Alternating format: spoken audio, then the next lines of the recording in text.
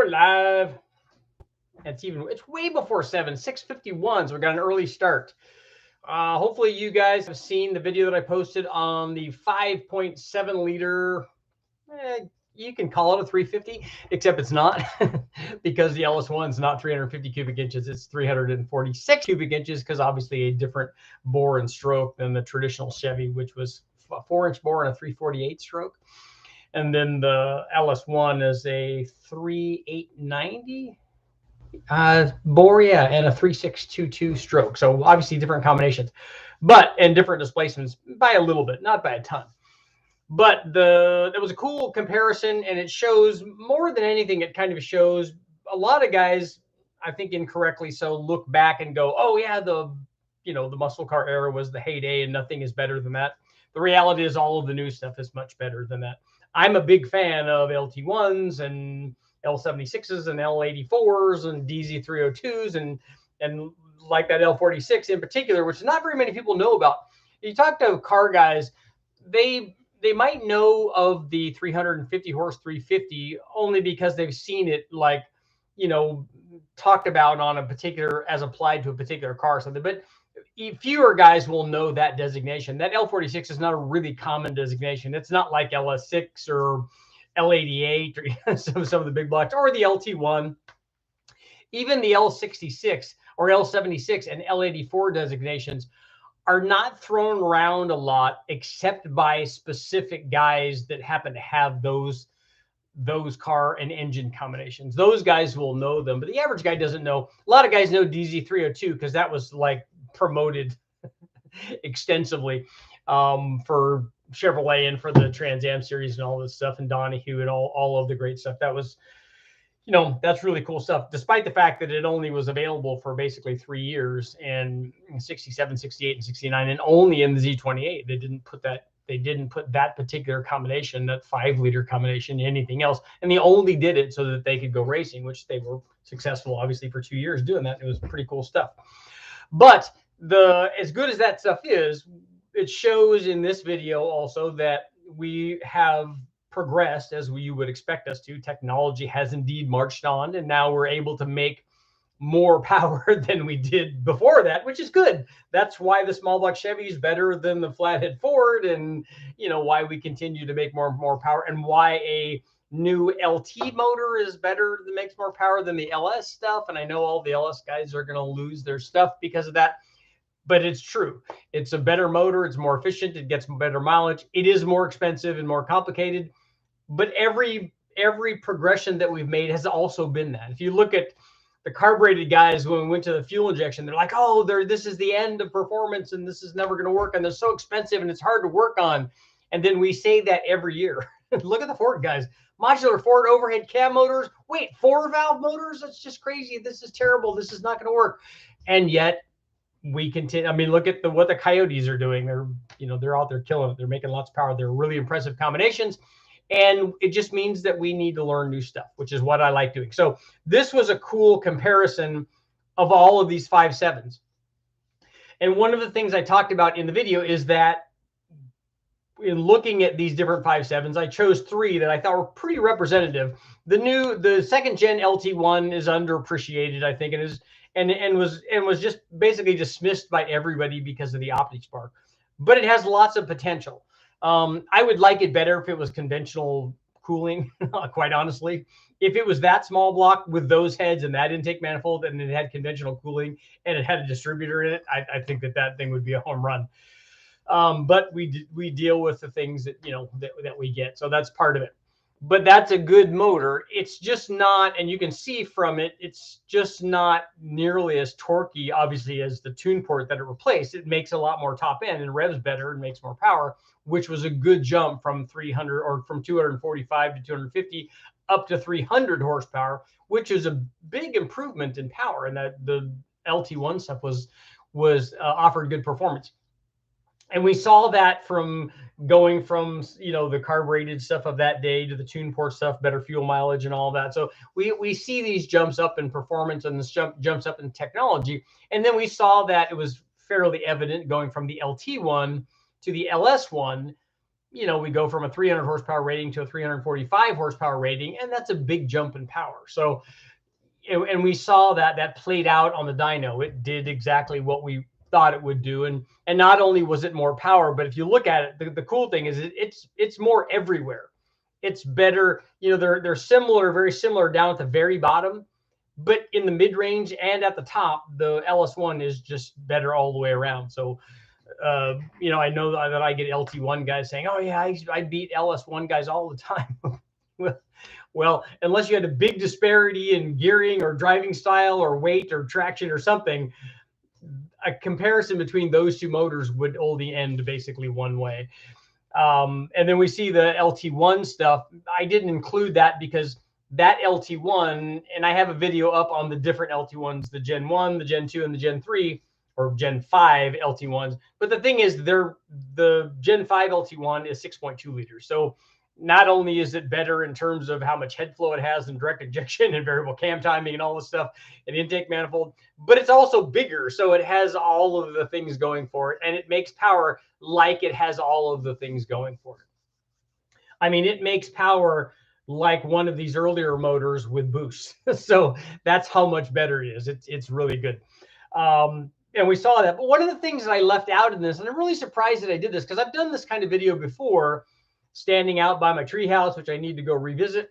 And I remember talking about it. And one of the, I like the second gen LT1 stuff, but one of the motors that I forgot to mention, I even mentioned the LT5, the 4-cam deal, the ZR1 motor. And I hope we get to run that fairly soon. Hopefully Eric has figured out how to make that work, and we can run that just because we want to hear it run, because it's kind of cool.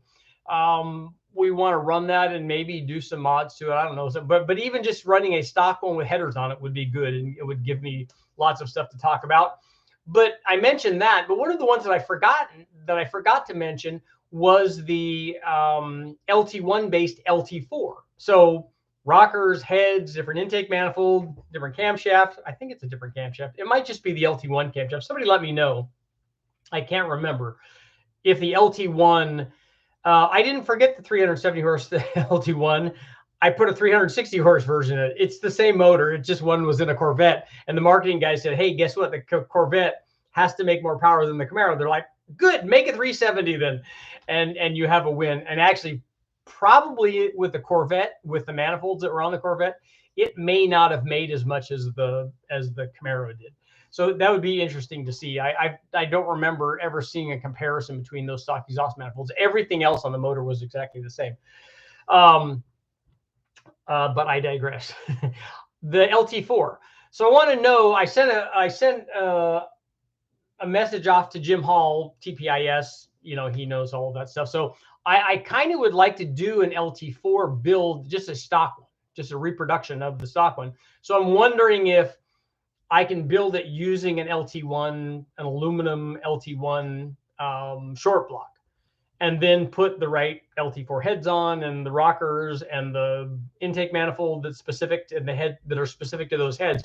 Let me know if you guys know if the camshaft is different between an LT1 and an LT4. I don't think that it is, but I thought it was just a rocker change. It would make more sense if GM did that. I mean, it was only rated at 30 horsepower more, and the torque output was the same between the LT1 and the LT4. Just the horsepower was different. So I'm thinking that they got all that top end breathing. But the interesting thing is, so a good comparison, and other guys' 5.7 comparison, because we rarely see these things. One, we'd never see an LT5. So you never see those on the dyno.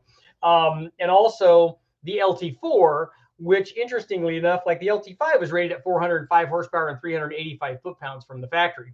The LT4 was rated at 330 horsepower, so way down compared to the LT5, and 340 foot-pounds. And then the other one to include in that, and the one that I think ultimately would win this comparison, although between that and the LT5 would be interesting, the LS6, the 5.7 liter LS6 in the Z06 Corvettes, the LS1 based upgraded version with the good heads and the camshaft and all that.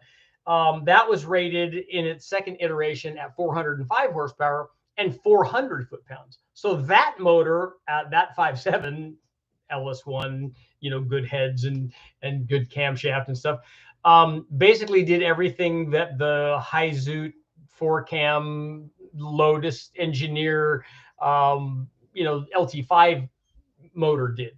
So, then that's what happens with technology. We like go, okay, that thing made good power. How could we do that and do that with like much less complexity and expense? Although it was cool that they have a valet mode that would only open to one of the ports and activate one of the injectors in that very cool intake manifold. So, I mean, obviously, if you look at the two and you pop the hood, even if they made the same power, if you had the LT5 under your hood, that everyone would go, oh yeah, that's totally cool. If you had a LS6 under your hood and not the 454 LS6, because that would also be cool, especially if you had a Cal hood. But the LS6 LS1 base motor, everyone would go, okay, that's another LS swap motor. Unless you had a Z06 Corvette and you were one of the Z06 owners and you could hobnob with the other guys and talk about how that's the greatest LS1 motor ever made. So that would be an interesting comparison. So that would be the other guy's version of this 5.7 comparison. I'd like to do that. We want to just get that LT5 up and running. The other ones I think would be fairly easy to do. An LS6 would be pretty easy to create. That wouldn't be hard. I think I have an LS6 cam even hanging around somewhere. So that would, and I know we have an LS6 intake manifold. I think I also have 243 head somewhere. So that would be pretty easy to reproduce.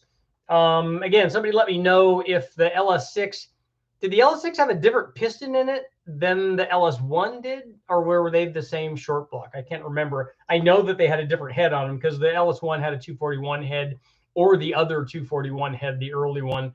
The 241 head, and then obviously an LS6 had a 243 head with better springs and hollow valves and all kinds of cool stuff. So that would be an interesting comparison, and we would make much more power than we made on this shootout. And so the LS6 LT5 LT4 deal, I think the LT4, as cool as I think it is and as rare it is, and you don't see it very often, I just don't think that that's going to be a player compared to the other ones. I don't think it's going to make anywhere near what the other guys do, given its power rating. I mean, we know that they're all going to make more than this on the engine dyno. They usually are going to be 40, 50, 60 better than the factory rated power output based on the way that we test them, because we test them, cold, optimized tune, no induction, header exhaust, and they make more power that way. They use an electric water pump and stuff. So even if we add that to all of them, there's still the disparity between the two is still dramatic. And I much as I want the LT4 to do well, and it probably is the high watermark of all of the conventional small blocks, even though it has reverse cooling. It's probably the high watermark of the original conventional small block, and then before going to the LS stuff. So that will be interesting if I'm able to do that. I'm kind of looking forward to that. Hopefully we'll be able to make that happen. But here's what, oh, let's see. I've caught them on playback. Oh, cool. I'm glad you're doing good, man. It's good to hear from you. I'm here. Very good. I'm glad you're able to catch some of the chats, man. It's good to have you here. So here's what I need from you guys. If you guys can help me out, I've been doing some stuff with Fiverr because I've been trying to get some designs for t-shirts. The first two that I want to do, the first one that I want to do is every cam is a turbo cam. So my idea for that is that I'm going to have, it'll say every or all, and then it'll have a picture of a cam, some stylized graphic of a cool camshaft, maybe with flames coming out of it or something, and then equals, and then a turbo stylized cool graphic of a cool turbo, again, maybe with flames, and then a bunch of cams. So, or with one cam after the turbo. So every cam or all cams, if there's a bunch of cams, then turbo cam. Somebody let me know if you can make that happen. I haven't had too much luck yet with the guys on Fiverr. So if you have the ability to make that happen, if you're a graphics guy and you can design that, or you can have it designed, or you have a cool idea for that, please let me know. I'll put my email down here, and we'll work something out. I'll pay you for it. I'll trade you. We'll do something.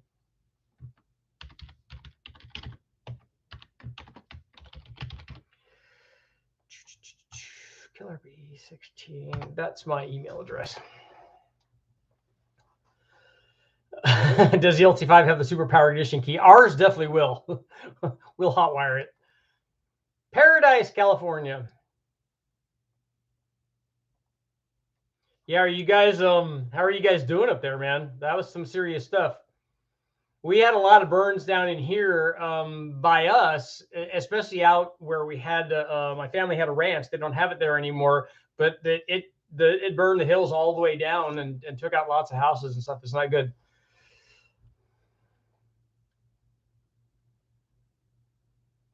They rated the LT4 at 330 horsepower because they didn't want any problems or backlash with the LS1. So you think that it actually makes more than that? Do you think it makes as much?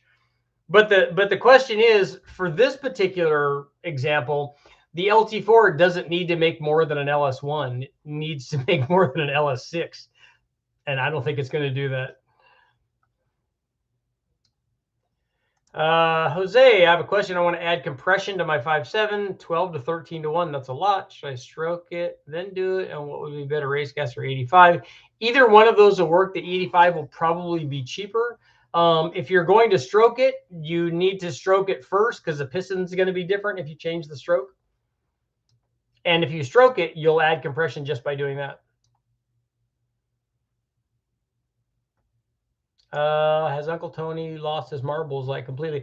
I don't know. Is something going on with him? I don't really watch him since he freaked out. LS6 block is different than early LS1 block. LS6 block has used across the board in the later years. So is an LS6 block, is that that's not a Gen 4 block, right? That's still a Gen 3 block. LS6 454, that's a good one too. And I'm building one of those. Twin Turbo 305, yes, that's a good one. Tony is going to spray the 318. Well, you would need to, right?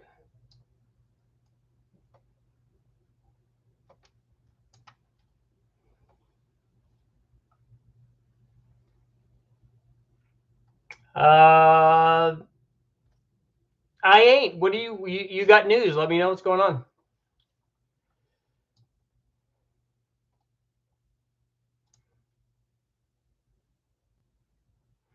.375 horse LT5 is a 2-bolt and the 405 is a 4-bolt. Okay, cool. Well, we'll have to take a look. I'm actually not sure which one Westech has. We have never taken it down to look at the block to see what year it is, and we certainly haven't taken a pan off of it or anything.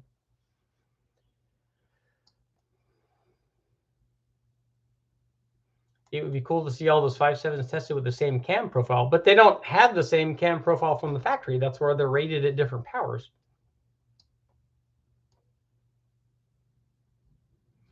Try bunker branding. Oh, that's the demolition guys stuff, right?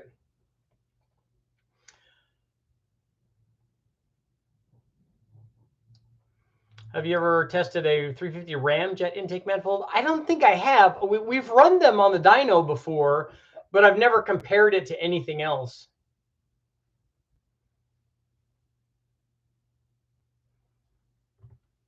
Has a Toyota 3UR FE57. That's a mouthful. Ever been boosted? I've never run a Toyota on the engine dyno.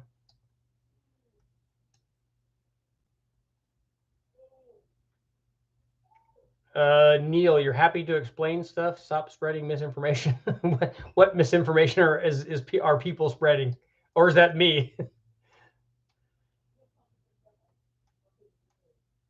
I wouldn't be surprised if the LT4 actually makes very similar power to an LS1. It's not going to make the average power that an LS1 does. Just the LT4, if you go by the power change and the fact that it makes the same peak torque, I think it's mostly going to help above peak torque. So it's probably not going to fall off as much. I doubt that it's going to do what the long runner, cathedral port head, windage trade LS1 does, but it will be better than an LT1.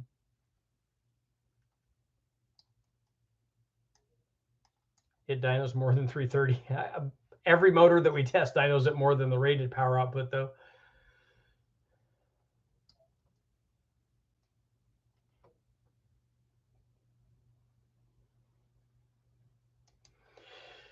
Most of the town burned in less than 3 hours. It was really fast. The winds were bad. It was...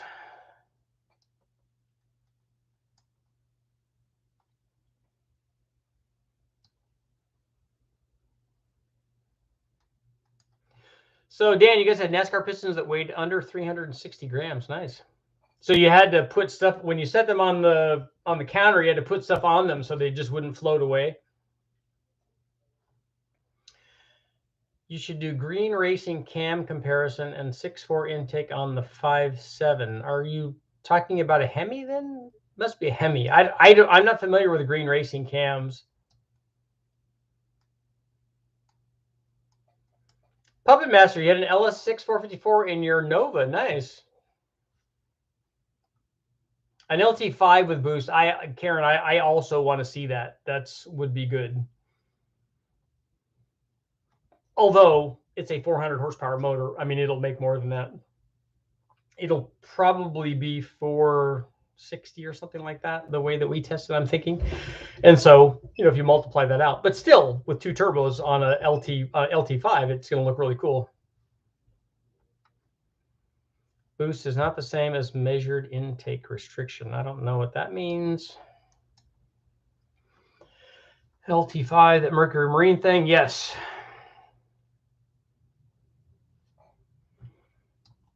Did you ever get to test John Lingenfelter's twin turbo LT5 ZR1? He made a number of them that made 850 horsepower. They were smog legal? That seems difficult.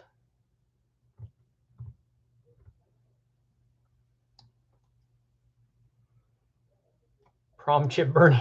I haven't done prom chip burning in a long time. I can't remember the last thing that we actually had to do that with.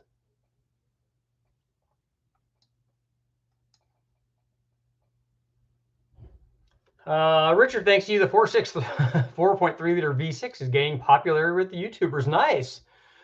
Hopefully they're using the balance shaft motor.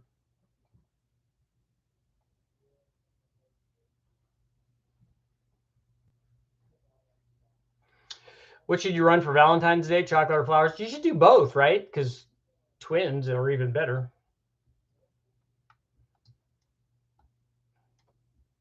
A North Star V8 and boost. I think everything should get boost, right? Is there any stock LS cam that fits a second gen LT1? I don't think that the cams are the same, right? LS1 had the worst heads. They don't make the least amount of power, at least not in the test that I did. They make more than a 317 head does. They just don't flow quite as much. A 400 crank and a small block Chevy to make a 383. That's good. Just say no to the North Star. You need a 3S GTE Toyota engine on the dyno. Richard, how many shirts do you want? I don't know what orders typically are. I've never done this before. I wanted a design, and then if they do shirts too, just send me an email and we'll get together on it.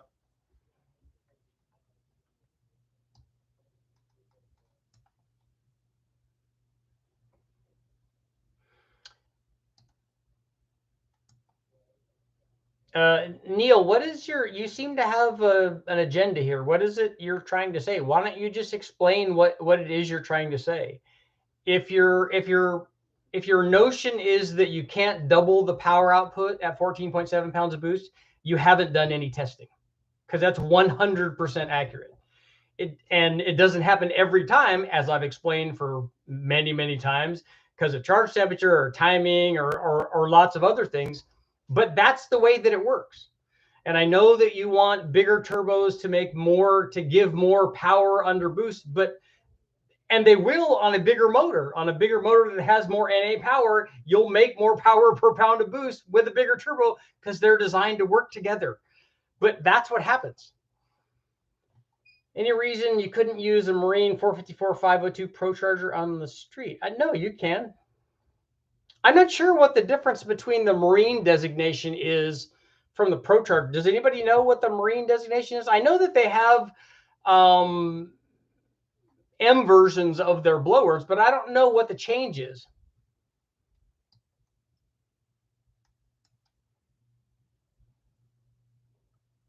Helium pistons. I knew it. They've just flowed away, right?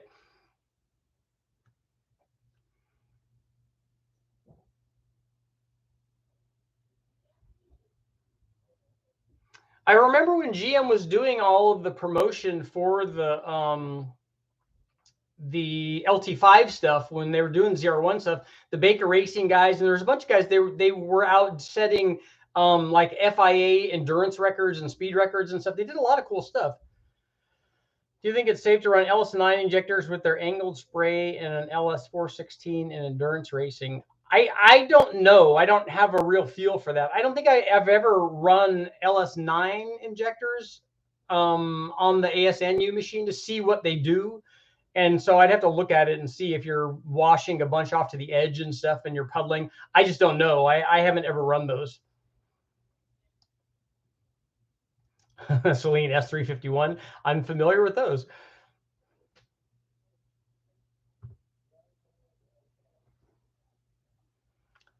His cams hold the world's fastest NA Ram 1500. That's great. What I do though is has nothing to do with who has the fastest or winning races, or this guy runs 8s or 7s or 2s or whatever it is. What I do on my channel is back-to-back tests on this cam, the stock cam did this, and then this cam did that. That's what I'm interested in, providing that kind of information. I'm not interested in telling you that this cam is the best cam ever, because it's never going to be that. Nothing that we test is going to be that. Nothing out there is going to be that. There are other things that will do exactly the same thing and other things that will do different things. And that's kind of what we're trying to show here. The 2.8 liter Chevy V6s, or the 3100s or 3400s, although the 2.8 liter I don't think is the same engine family, right?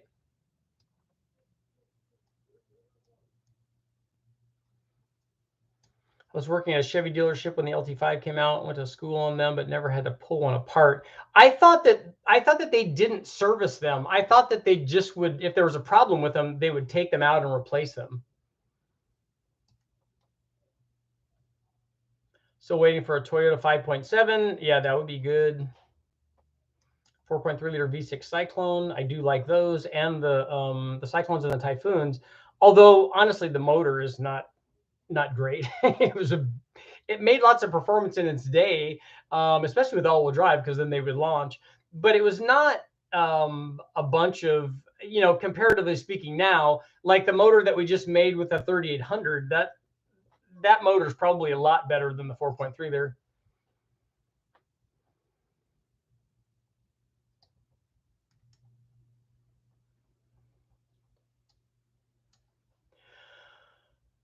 All right, the nurse is giving you a call for sponge bath. All right, man, hang in there.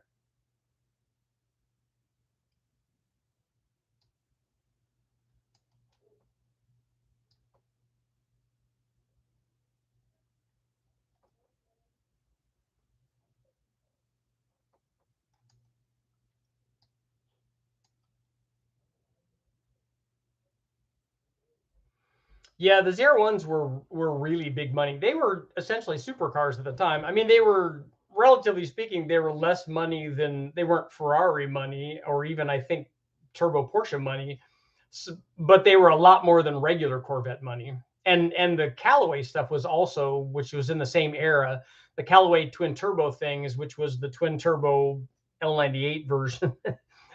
Those were also big money.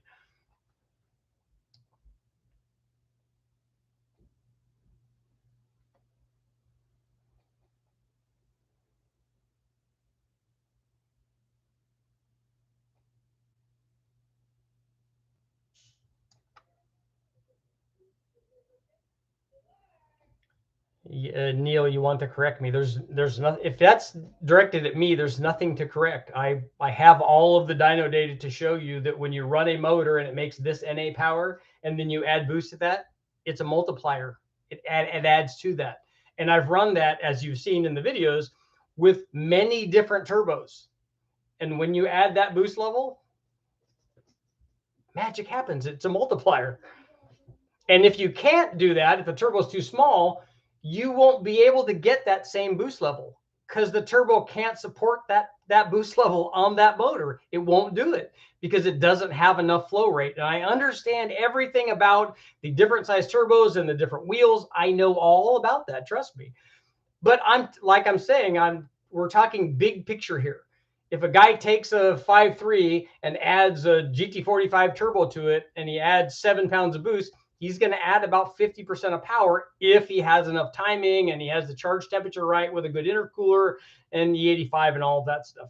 That's the way that works. I know that you want to nitpick the little tiny things, but that's not what we're here to do.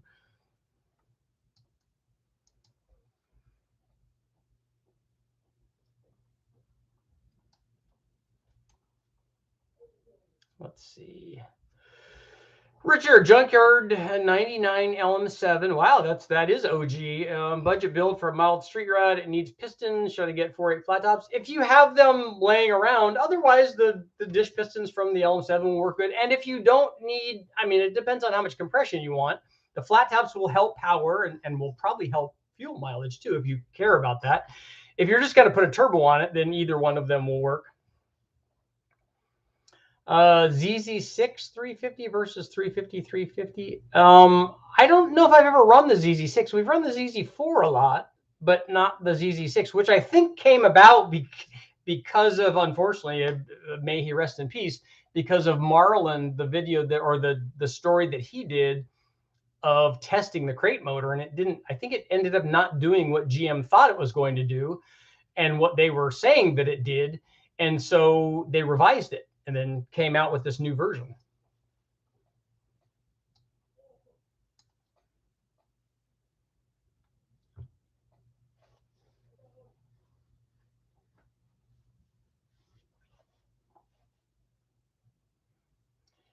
Lots of turbo two-stroke snowmobiles. 1993 Camaro LT1. Any thoughts on deleting the OptiSpark fast or Holly for computer management? Somebody else might be able to answer that. We put a distributor in it, which made life easier. I just cut a big hole in the back of the LT1 intake manifold, which, by the way, I don't recommend, but it worked for what I was trying to do. You could also put a crank trigger on the front of it and run it that way.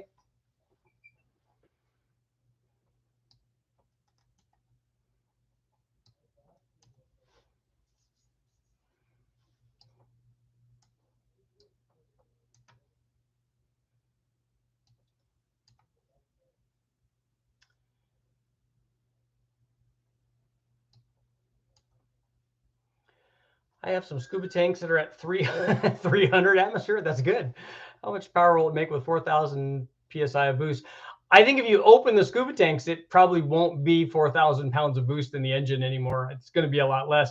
The guys that were doing the compressed air supercharging found that stuff out, and they had the valving and stuff that they had to do to make that work. But it's really, really awesome now that they got it all worked out. And it's amazing the power gains that they got at the different boost levels. One, obviously, and we've talked about this before, but one, there's no parasitic loss from a supercharger or even back pressure from a turbo. There's none of that, because all of their work done to compress that air was done off site. So the motor's not having to deal with any of that. Also, the charge temperature of the compressed air that they're blowing into the motor is very, very cold. Like, I think it's below zero.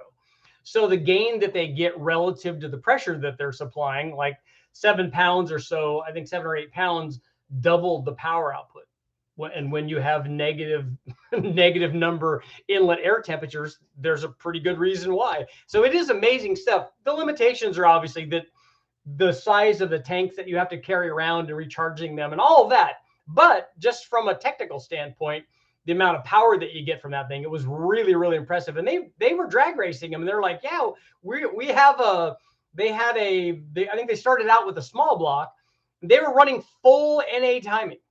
They even ran it on 87 octane, and they were doubling the power output of this NA motor. And so it was really amazing stuff.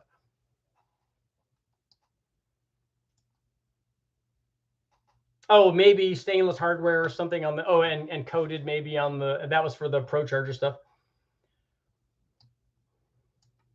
2.8, board and stroke 3.1, then board and stroke to 3.4. GM answered everything. Just make it bigger, right?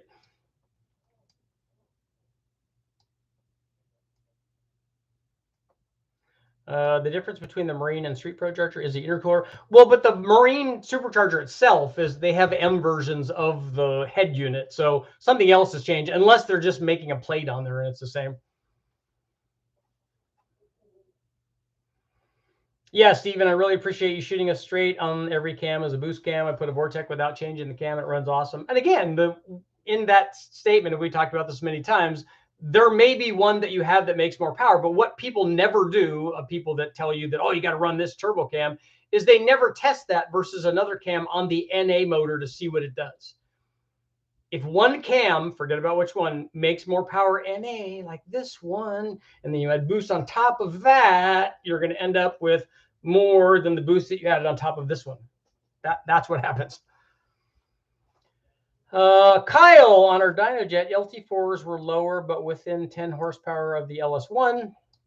Wait, I lost my place here. Wow, I'm like way back here. Here we go. Late LT5 was 405 horse, LS6 was a wash. Very similar dyno curves and RPMs. I would imagine the numbers that they're rated at, and then even where they make power, is actually very similar. 68 Oldsmobile made 325 horse and 390 foot-pounds.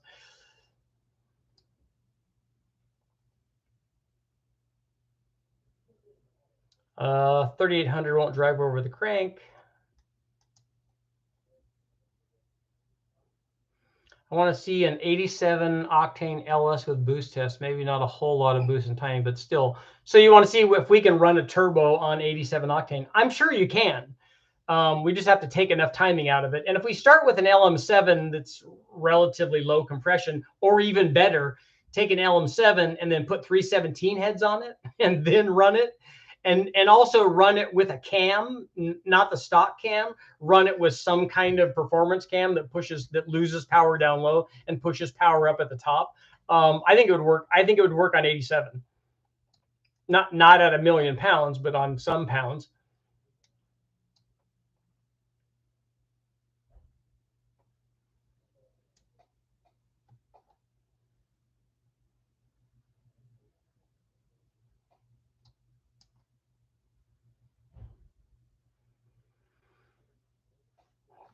Is the 85 going away since the EPA doesn't want alternative fuels? I don't know. Is that a real thing? I don't keep up with that very much, but you would not believe how horrible the one plug I pulled from my Navigator looks. There's more carbon than electrode. It's not a good combination, right? But just think, it has like no gap, so it's easy to jump.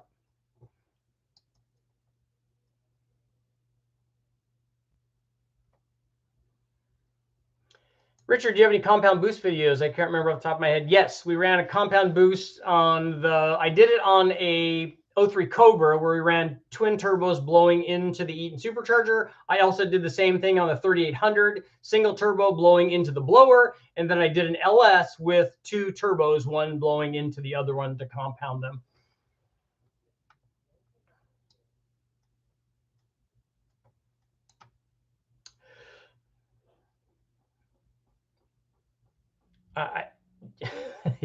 Yeah, just ignore them. I know. Neil, you saying that I don't understand shows where you're at.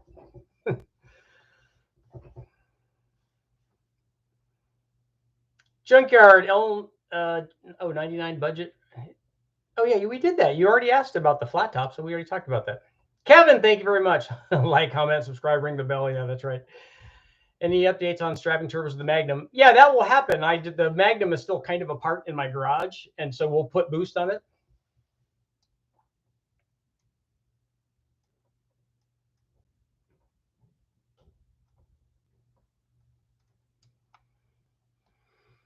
Where are the oil dipsticks on the Mercury Marine 427 Fords? Some of those 427 Fords, the side oilers, I remember, were reverse rotation, right? Some of them in boats were reverse rotation, if I remember right.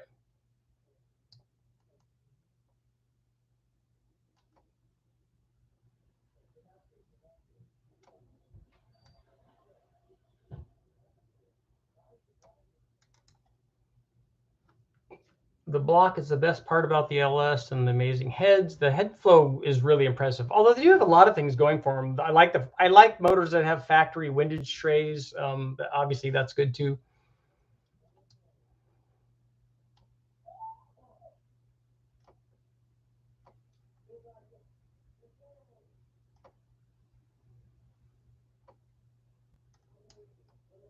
I sometimes get in these conversations with engineers that want like minutia stuff to be discussed, and I'm like, look, we're not talking about that. We're getting everybody ready for all of the big stuff over here, and as soon as everybody is on board with that, understanding that, then we can talk about like the little things. But it didn't have enough timing. No, it didn't have enough timing.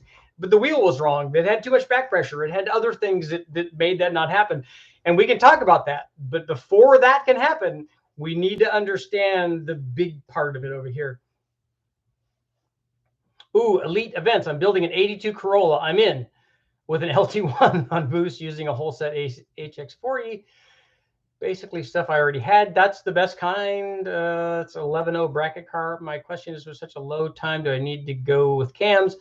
An LT1 with boost on it will easily do 11s in that car. That car's going to weigh nothing.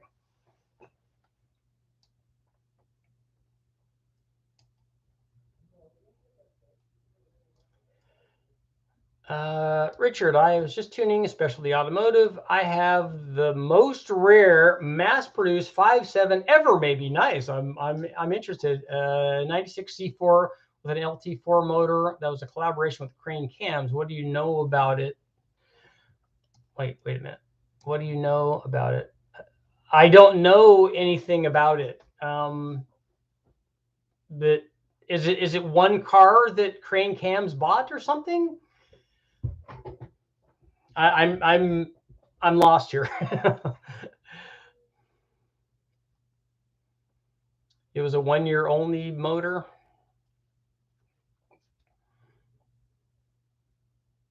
So when did they introduce the LT1 in this C4 Corvette? What year was that?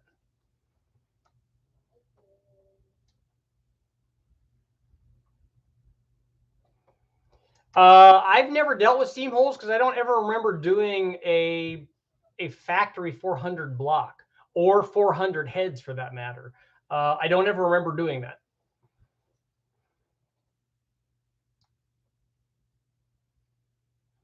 The LT1, you can put an LS computer with coil packs on. I've seen that, although Matt was saying last night that actually doesn't work very well, but I've never tried it.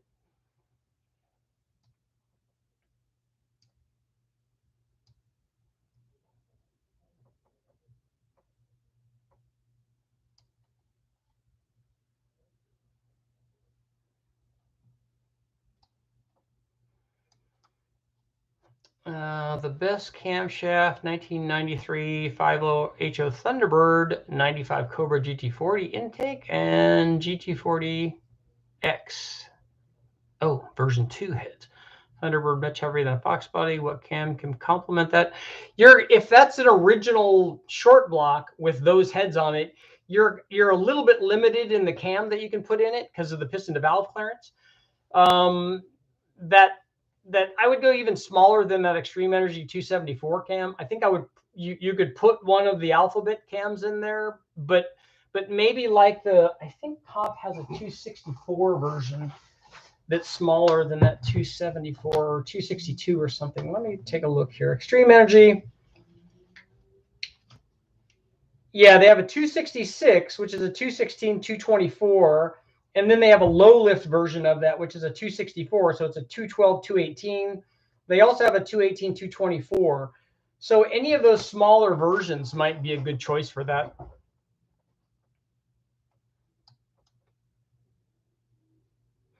Yeah, the charge temperature was below 0 with the compressor supercharging. It was really, really cold.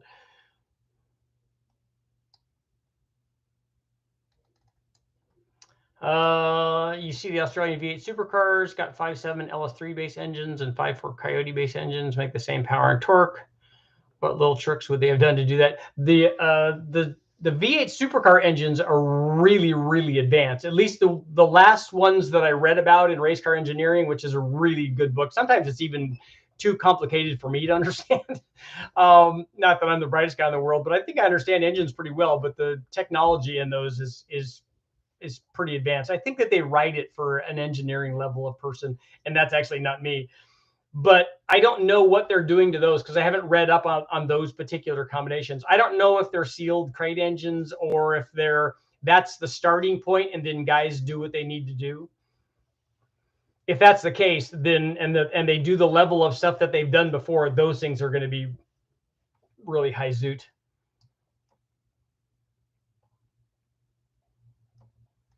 Best cam for a 5-liter 8.0 is the Anderson N41.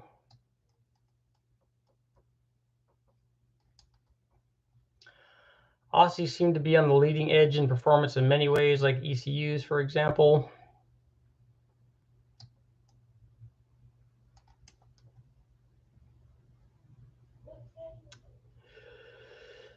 Let's see. We've done many OptiSparks in South Florida.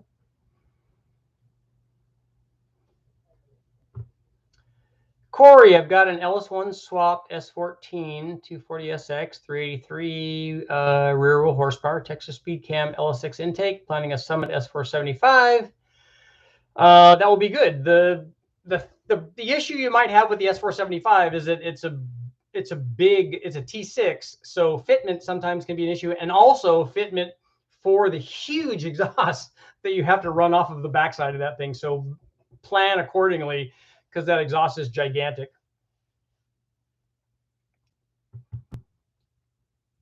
Uh, 96 LT4 versus LS6 versus the LT5. Yeah, that's what we talked about.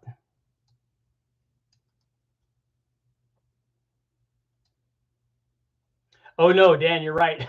Race car engineering. I remember the first time, and this is way back, but I remember the first time my buddy Bernie, the guy who's the crew chief when I was doing World Challenge and Bridgestone Supercar, he said, "Yeah, I'm gonna get a subscription to Race Car Engineering." I'm like, "Dude, I totally want that. Sometimes I can't understand it, but it's really good stuff." And he said, "Well, here's how much it is." I said, "Oh yeah, I don't have that kind of budget." That is really big money. That's the most expensive subscription I've ever seen for a magazine.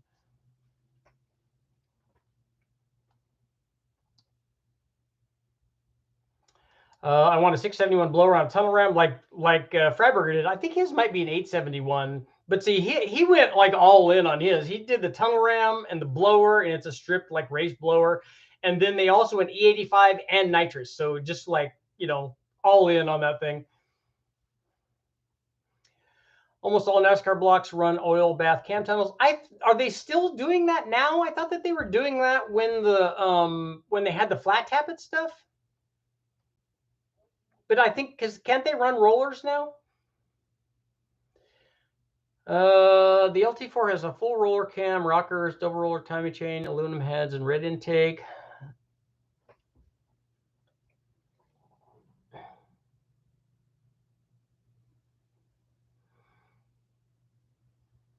Just for 96 only with the manual. Yeah, I have the specs on the LT4. We know what that is and what the differences were, but I still don't think that motor at that rating is, because we weren't comparing it. If you compare it to an LS1, I think it would compare pretty favorably.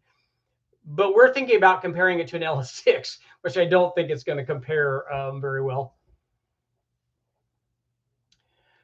Would a good set of aluminum heads on an L31 allow a larger lift camshaft? Yes, it will take away the limitation that's based on the limited room for retainer to seal and coil bind clearance on a factory Vortec head, but it might not change the piston to valve clearance, though.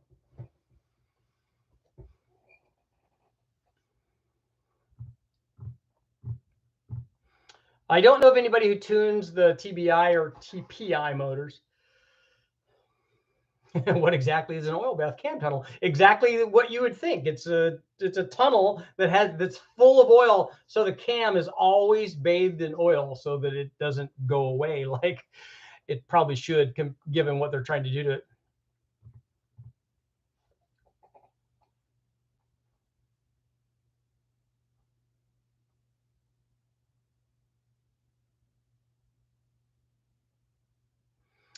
Does anybody know what the, and I'm going to look this up now because now I want to see what the cam specs are for the stock LS1 versus the stock LT4 or LT1. I'd like to, well, in the LT4, I think it's just going to be the change in rocker ratio, but I'd like to see what that is. I'd like to see if they ran different cam profiles on those two different motors. The intakes are wildly different, and obviously the cylinder heads are wildly different too. The LT1 over, or the LT4 over the LT1 was only 30 horsepower difference in the Corvette.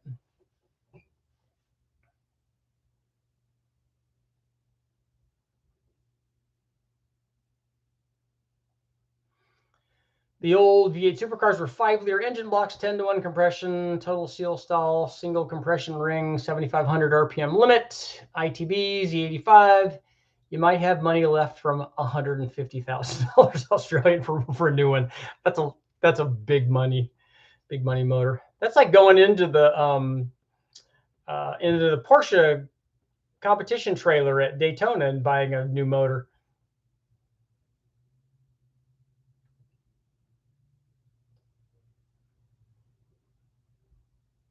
Alan, early small block Chevy ever make 375 horsepower in a Corvette?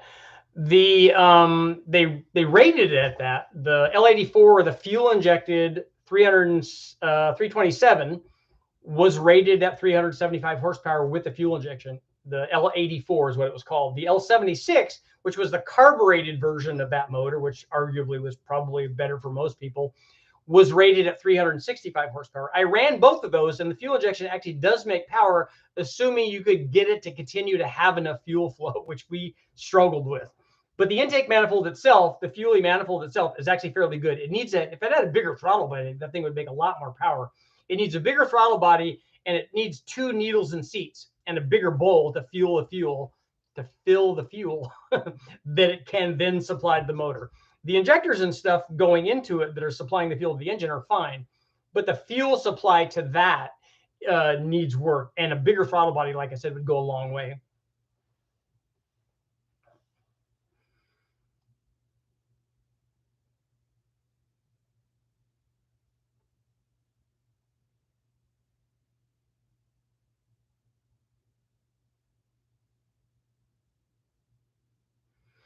Got to have a Whataburger.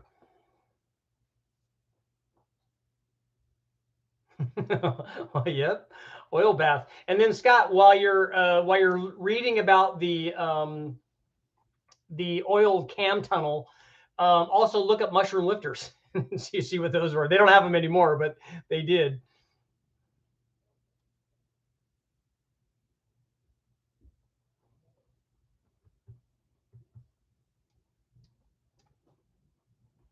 Yeah, internal combustion engines, I think, will be here for a while.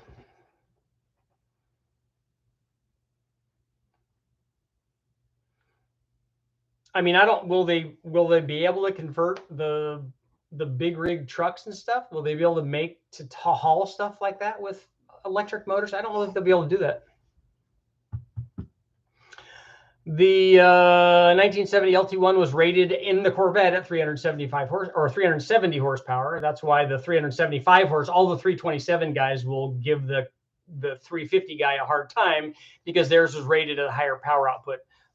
The LT1 actually makes more power than that other motor does, except maybe at the very, very top. But it makes so much more power everywhere else that a race between those actually wouldn't be a very good race. But the 370 horsepower rating is optimistic. Are there any old small Chevy intakes that used to be made that you prefer that aren't readily available today? I'm trying to think. Maybe things that I would want to test, but not things that I think are better than anything that's available now.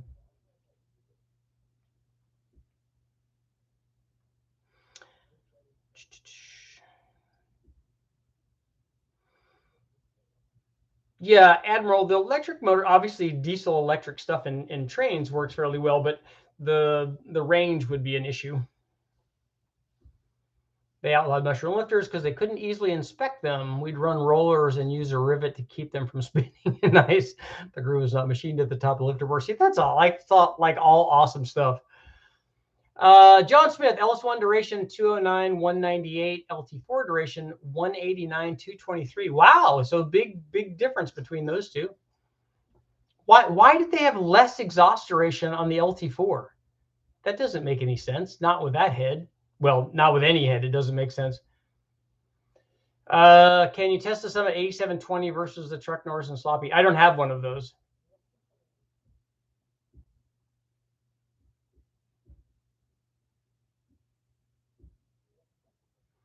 The LT exhaust flow was rubbish. Well, if the exhaust flow was bad, you need more exhaust duration then. Do Gen 5 intakes fit Gen 3 and 4 engines? I don't think so. That's a good one, Ron. That's actually a really good example. A Z28 Cross Ram, the 2.4 intake manifold. I don't think it's a great intake manifold, but I have talked to people who do engines for the vintage series, and they make those work very well. I'm told that, because I was always under the impression that they wouldn't use those even in racing, that they just used the single 4-barrel and made the dual plane intake manifold work. But I guess they actually did, and they got it working fairly well. That's a really cool looking intake. And if you have a 69 Z28 with a DZ302 in it, you have to have the cross ram on it, even if it doesn't run very well. And you just pull up to the Cars and Coffee or whatever, you have to have the dual quads with the cool oval air cleaner and the cowl induction. You have to have all that stuff.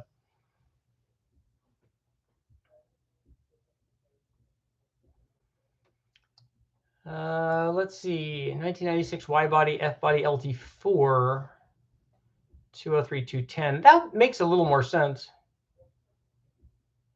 The 96 LT4 had factory sodium-filled valves.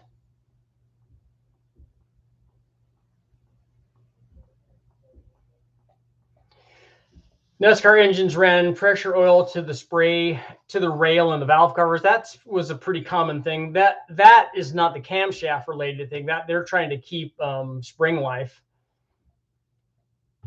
Air-cooled VWs have mushroom tappets. Cool.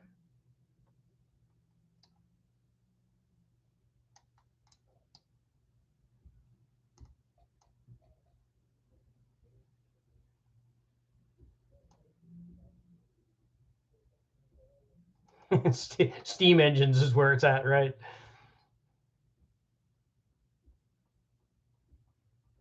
Many years ago, we cobbled together a crossfire intake manifold on a small block Chevy 400 for an RV. Nice.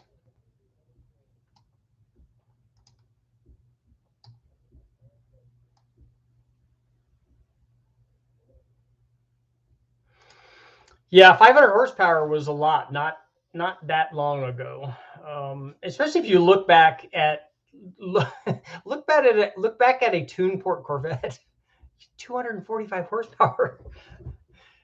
Now we would think that's terrible for a 4-cylinder.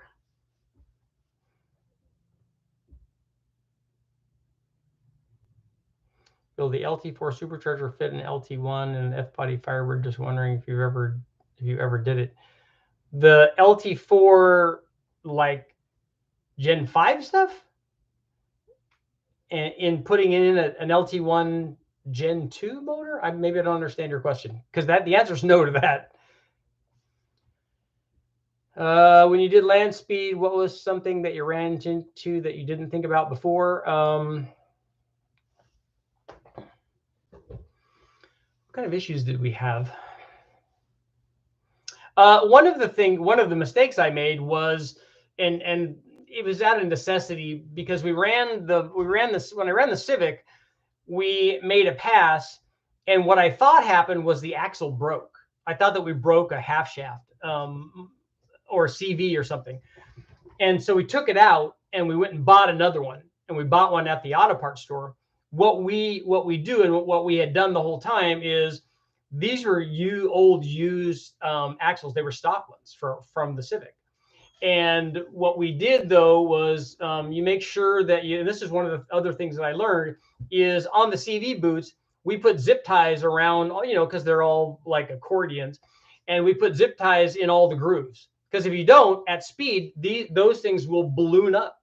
And when they balloon up, they pull the ends in and go, and then it just slings grease everywhere, and then just destroys the half shaft. So if you put we just put zip ties in there, and we oriented the ends of the zip ties so that you'd have the balance weight right, obviously. But the half shaft just pulled out. But we went and bought a new one, and before we had run all of those, we took them apart, re-greased them. We put special kind of grease in them. We run them in to make sure that the grease is all happy, and and with all the mating surfaces and all that's working really well. Well, the one that we got came sealed, ready to put on, grease and everything, but it had never been run in. And we couldn't run it basically because it was in impound, and then we had to go right over to early in the morning, because we're the first ones that get to go run it again for the backup run in the morning before they start letting everybody make passes after that. So all the people get to go out to back up the record. Well, we just stuck this half shaft in without breaking it in. And when we did that, that one actually broke. The other one, as it turned out, was not broke. The only thing that happened is the little clip on the end, the half shaft had just popped out, and it was still in there. It had just popped out, so there's no drive. And so I'm like, oh, great, man. I thought that something had broke, but luckily we had already gone past the 4 mile mark when I set the record. So we had gone like 220, somewhere between 226 and 227 at the 4th mile mark, and it was on its way to go.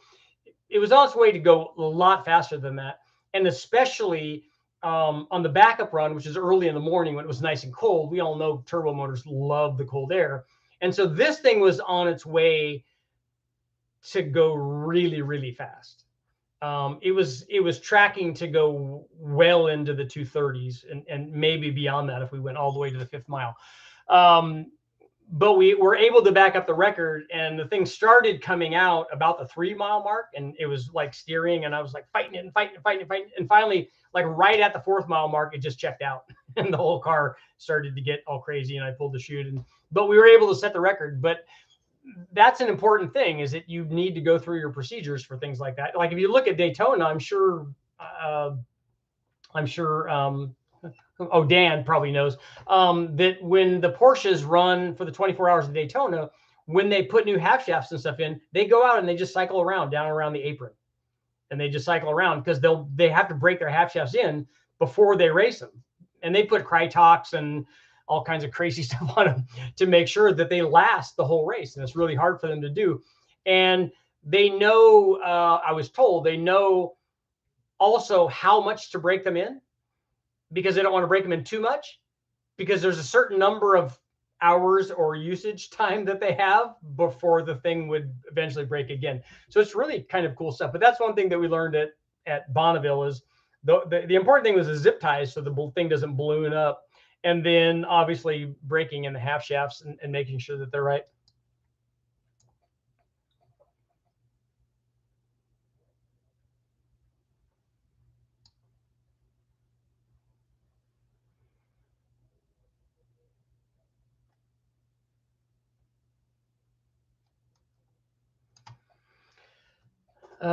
Richard, how much can a 4-bolt main small block Chevy 10 block handle? I don't know. I've never run a big bang on a I've never run a small block Chevy, I think, as a big bang deal, so I don't really know.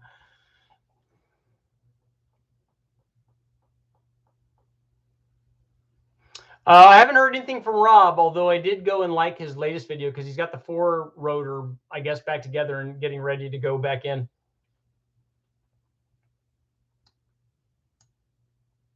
Daniel Neil Beck. He has some interesting points. What I wish that he would have made a point. I don't understand what his point was. I don't understand the thing that he was trying to say.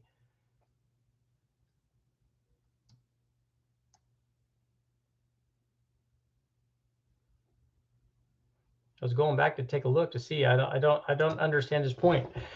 There's nobody out there. There's no engineer, not Gail Banks, not anybody. They're not going to be able to tell me that something different happened when I ran my test and ran the NA motor and then ran the turbo motor and added this much boost and it added this percentage of power. There's nobody that can refute that. You can't. you can, like I said, I've had discussions with the engineers where they tell you, oh, that can't be, or there's no way that that's possible. And I tell them the same thing. Look, I'm not having a discussion with you in a lab or in a classroom. I'm telling you that when I ran this, it did this. And I haven't just done that once. I've done it hundreds and hundreds of times. And when I do that, it does this. And so if I do that once, I think, hey, look, it did this. This is really cool. I wonder why. When I've done it the 100th time, it becomes something that I expect to happen. And so if somebody gets on and tells me that, oh, no, it doesn't do that, that you shouldn't be telling people that it does that. No, I should be telling people that it does it, because it hasn't just done it once. It does it every, well, it doesn't do it every time. Because if I say every, somebody's going to come point out the time that it didn't happen. And it doesn't always happen. And we've explained why it doesn't always happen. There are different things. If you have a bad turbo and you're overspinning it, or it's on the surge line, or, again, there are so many things that we can talk about that would be things why that might not happen. But for the most part, if I put an S475 or a 7875 and we run 10 pounds of boost, it's going to add that percentage of gain to the NA motor. That's how it works. 426 Hemis were cracking blocks at Daytona in 64 at 600 horsepower. Wow. Eddie's Porsche was legendary, ran in the 9s. I remember Eddie's deal, his drag race, his turbo deal. That was pretty cool. Shadow Ops. How about a Gen 1 small block with Vortec heads with a TPI intake or LT1 intake with a low energy intensity ignition? I don't know what the question is. You can do all of that, but is there a thing that you want to do that for?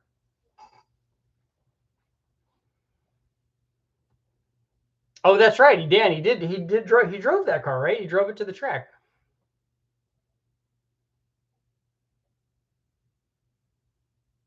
Hot Pocket with Mountain Dew Baja Blast. Not Code Red? Dude.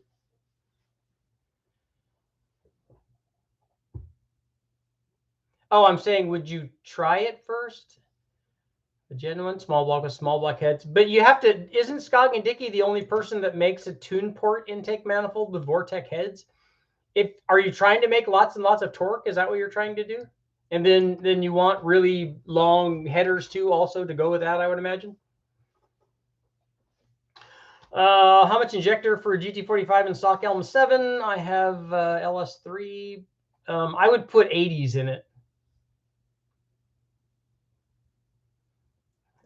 Code Red only if you play COD. Nice. Hey, Richard, why does a 360 horsepower LT1 seem like a dud? Lost a lot of torque and really didn't pick up any horsepower compared to the 350 horse 350. I think you'll see that. I don't know. I'd actually kind of like to run another LT1. One of the reasons is that the LT1 compared to the L76 and L84 and DZ302 has a smaller camshaft. They went down in cam specs on the LT1 a pretty good amount compared to the Duntov cam that they use in the others. So it would rev much better and make more power out on top with that bigger camshaft, but it would still hurt low speed power. And you're hurting low speed power relative to a hydraulic flat tapping camshaft. So I kind of would expect that. You might be able to change that with lash a little bit, but it is a bigger cam.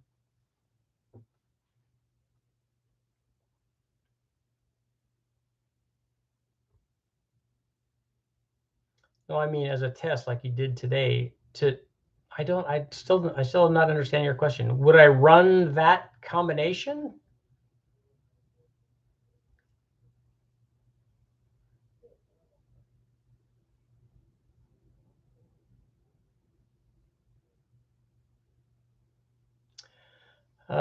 Yes, torque. I'm building a TPI 462 small block Chevy. That should make plenty of torque, although it's not going to rev past about 4,000 RPM, though, I think.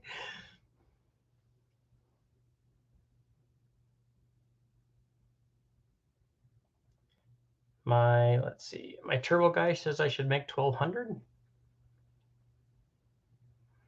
A 462-inch small block Chevy would be a lot, right? A Porsche tax is adding a 0 to the price of small block Chevy Porsche. At least one, right? Why are you chopping off the y-axis on your graphs in your videos now? I'll have to take a look and see. Maybe I need to expand my when I'm doing the screencast-o-matic. Maybe the parameters are not set right. I'll have to take a look and see. 4.8 GT45 BRT stage 2 turbo cam, 7 to 12 pounds of boost, spark plug gap, and plug recommendation. The plug gap we put down around 19, and you can run the TR6 stuff.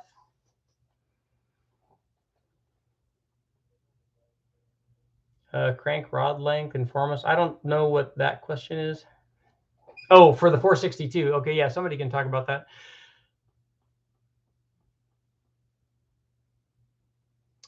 Do you have any experience with coil on plug conversion from the OptiSpark? I've never done that. We were reading up on that before we just drilled a hole. We just took a hole saw to the intake manifold. It just made it a lot easier.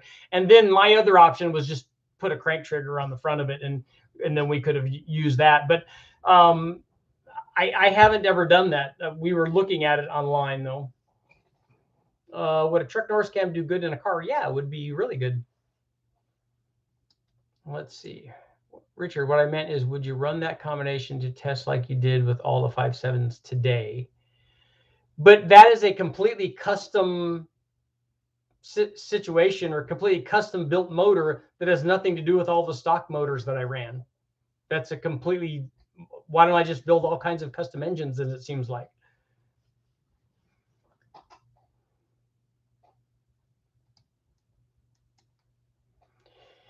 You need a tall deck, small block Chevy to make 462 inches. I would think.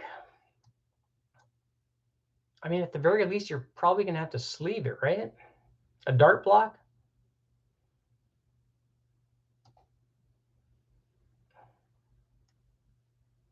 We've made 460-inch motors out of stock LS blocks, but we had to sleeve them to do it so that we could put 250 strokes in them.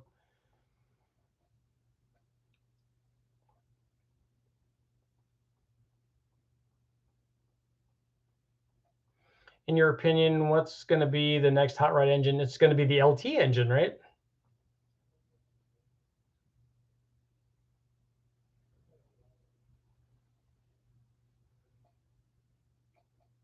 Uh, 355 with a 292. A 292 cam is a pretty healthy camshaft for that.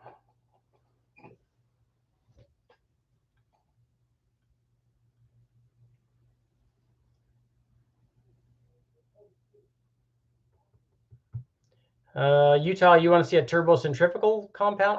Somebody was asking me, somebody sent me a question about running a centrifugal compound, and I couldn't understand why they would want to do that. It seems like I told them just pair them up and have them both blow into the motor, and then you could make a lot more power. What recommendations would you suggest for an Olds 400? Unfortunately, I've never run an Olds motor on the dyno, so I don't think I would have a whole bunch to offer there.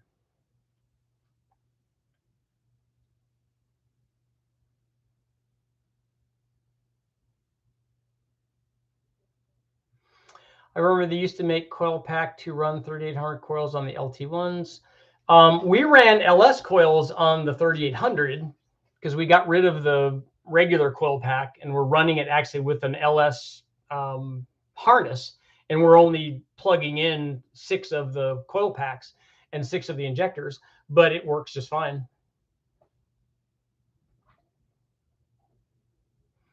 When you put a 250 stroke crank in an LS, do I still run 6 125 rods? Yeah, we did in the one that we did.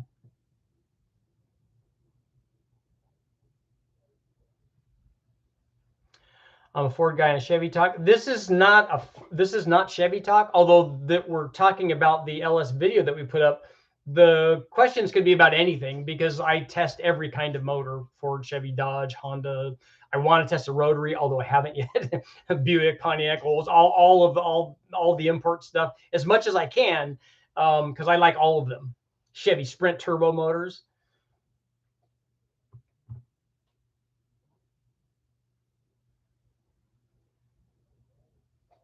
And I didn't mention the RB motor, which is another one of them.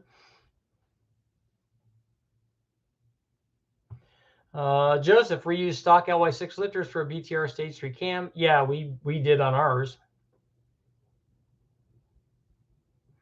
What about running a Buick 350? I have never run. I ran that one Buick 455, but I've never run a 350.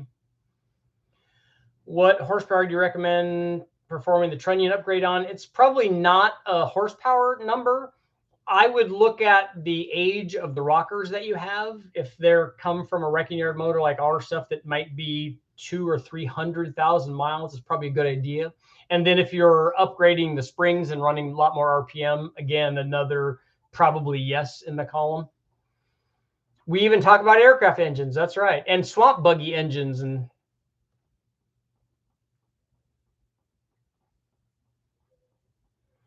what is the most reusage of head gasket before failure? I've run it on, I'm sure, 10 motors or 10 sets of cylinder heads and not had any problem.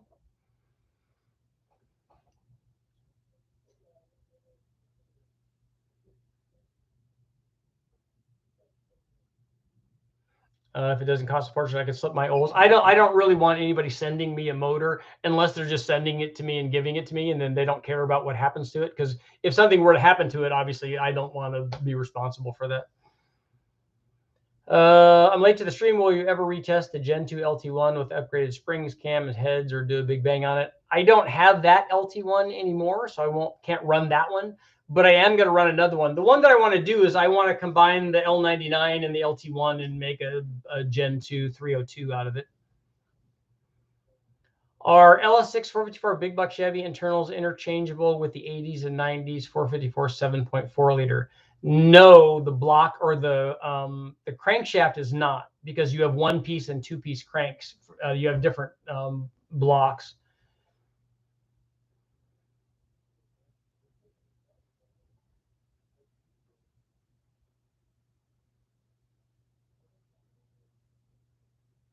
I didn't. Speaking of airplanes, did you see the China Air 747 suck up 2 baggage carts at O'Hare? I did not see that.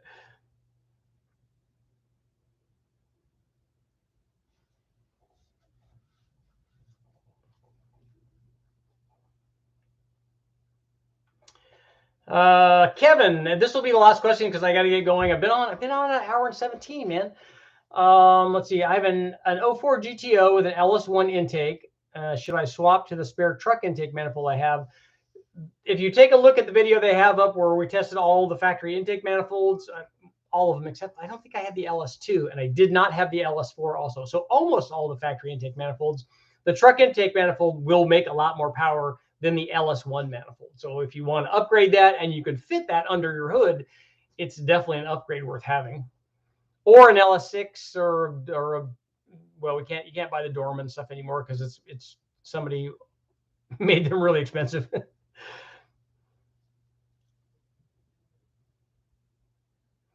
Have you ever run a TPI with TBI heads? I have not. Okay, guys, thank you guys all for showing up. I've got more videos obviously coming up all the time. I will see you guys back here tomorrow.